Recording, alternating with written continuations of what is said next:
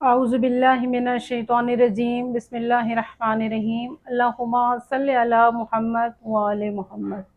अल्लामा मजलिसी अपनी किताब बिहार अनवार में लिखते हैं कि इब्न हशाम कहते हैं कि मैं इमाम जाफ़र सादिक अलैहिस्सलातु वस्सलाम की खिदमत में बैठा हुआ था कि कुछ देर बाद एक शख्स आता है और वो वजूद खुदा के बारे में, खुदा के मुतालिक इमाम जाफ़र सादिक अलैहिस्सलातु वस्सलाम से बहस करने लगता है। इमाम जाफ़र सादिक अलैहिस्सलातु वस्सलाम ने उस शख्स से पूछा कि मुझे ये बताओ कि तुम क्या अकीदा रखते हो कि तुम्हें किसी ने बनाया है, कोई तुम्हारा खालिक है, तुम किसी की मखलूक हो, या तुम ये अकीदा रखते हो कि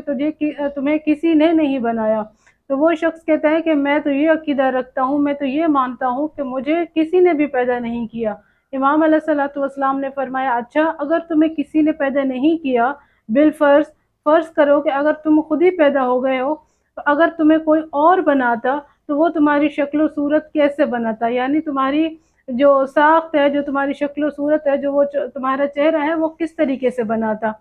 तो वो शख्स जो है वो इस सवाल में हैरान और परेशान हो जाता है कि जो मेरी शक्ल सूरत है, अगर मुझे किसी और ने नहीं बनाया तो मैंने खुद भी तो नहीं बनाई। तो वो शख्स जो है वो गौर व फिक्र में मुब्तला हो जाता है और वो वहाँ से बगैर कुछ कहे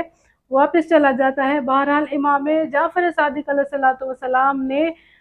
उसके ज़हन में एक सवाल पैदा कर दिया कि अगर वो ये मानता है कि उसका चेहरा किसी और ने नहीं बनाया, तो फिर वो ये सोचने पे मजबूर हुआ कि जो ये मेरी शक्ल है, जो सूरत है, अगर मैं खुद बनाता तो मुमकिन था कि इससे और खूबसूरत खुद को बनाता। तो वो सवाल उसको जो है वो झंझोड़ता रहा और वो सोचने पे मजबूर हुआ कि नहीं, कि मैं खुद ही पैदा नहीं हुआ बल्कि मेरा भी कोई बनाने वाला है, जो मेरे चेहरे